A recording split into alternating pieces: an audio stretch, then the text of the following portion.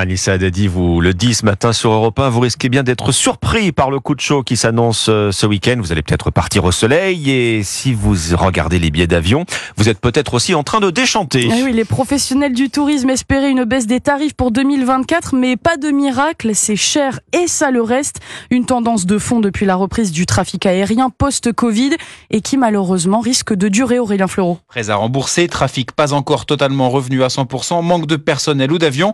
Les raisons de la hausse des prix ont été nombreuses et la dernière en date a bien sûr été l'inflation, mais elle n'a pas été entièrement répercutée, souligne Guillaume Rostand, porte-parole du comparateur de vol Liligo. Les compagnies ont eu tendance à essayer de limiter au maximum les hausses en année 2023 parce que le tourisme était de retour et ils voulaient remplir leurs avions. Et donc l'un des facteurs qui font que les prix augmentent, c'est que les compagnies procèdent aux augmentations auxquelles elles auraient dû ou pu procéder l'année dernière. Et puis la demande est toujours là, même s'il faut y mettre le prix. Et comme les compagnies voient s'accumuler les postes de dépenses, la baisse, ce n'est pas vraiment au programme, explique Didier Bréchemier, spécialiste de l'aérien au cabinet Roland Berger. Avec des taxes liées à l'environnement, des pétroles verts qu'on appelle les SAF qui vont être plus élevés. Donc la tendance sur le moyen long terme devrait être une augmentation du prix du billet continue avec des cycles. Air France estime par exemple le surcoût lié aux biocarburants à 1 milliard d'euros d'ici 2030. Aurélien Fleureau du